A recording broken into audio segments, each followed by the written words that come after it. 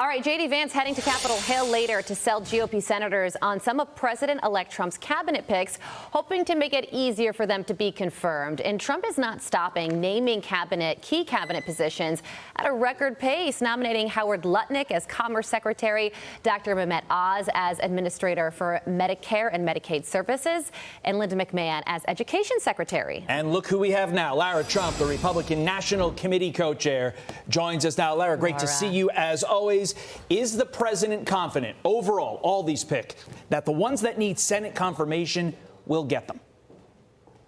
Well, I should hope so. And I think that, Todd, whenever the American people overwhelmingly came out and elected Donald Trump, and it wasn't even questionable, 312 electoral votes, he won the popular vote, obviously, every single swing state, they really did send a loud and clear message that they want Donald Trump to have every ability to do what he needs to do as president of the United States. And one of the things that he needs on his side are people in these key positions. He can't do it alone. He needs a team around him, and he is strategically picking all of these people to do just that, to be by his side, to make sure that when he leaves the White House in 4 years, that this country is set up properly, that things are back on the right track. My gosh, we have just gone through the past 4 years and people are barely surviving. They're barely getting by. We're on the verge of World War III, and we need people in these very important positions, as chosen by Donald Trump, to make sure that his agenda that the American people mandated on November 5th is actually set forward. So we're very hopeful to see that. I hope that Senate Republicans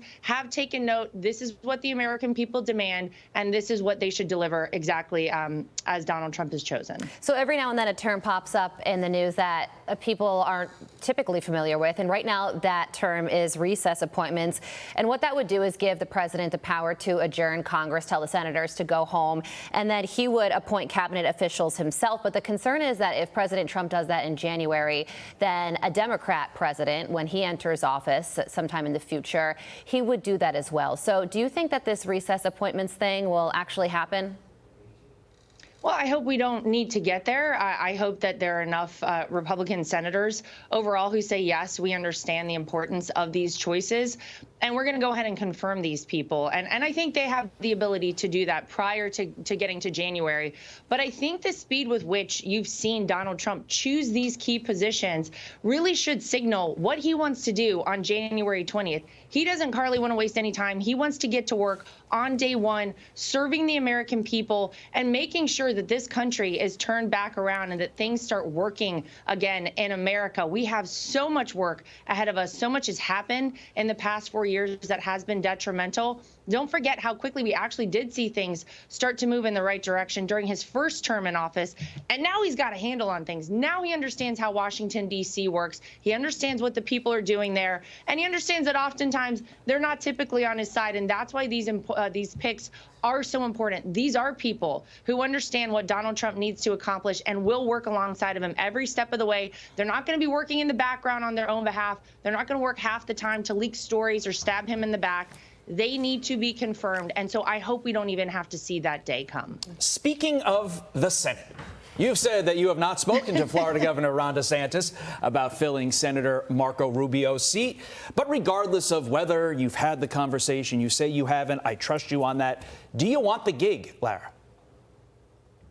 I would be honored, Todd, to serve as the next senator from my state right now. I've lived here for 3.5 years, of Florida. Absolutely. You know, I think that you're going to see Governor Ron DeSantis choose the right person for this role. Look, he's part of the reason that Eric and I moved to Florida. He's done such a great job with this state. You see it as a solid red state now. You know, don't forget, 2 presidential elections ago, we were considering Florida to be a swing state. Now it's solid red. You've had so much movement down to Florida, and I would say it's because of the great leadership of Governor Ron DeSantis. So I assume he's going to choose the best person for this position. If he asks me to do it, yes, absolutely, it would be an honor. You know, as you were giving your answer, I was thinking if anybody ever asked me to be a senator, which would never happen, I would be like, I'm too tired. I'm just too tired to do it. But you're clearly cut from a different cloth. If we've learned one thing from the last couple of weeks, don't be so quick to say you're not going to be picked for something if you work at Fox News. Lara Trump, thank you very much. Have a good day, Lara. Great to see you again. Thanks for joining us.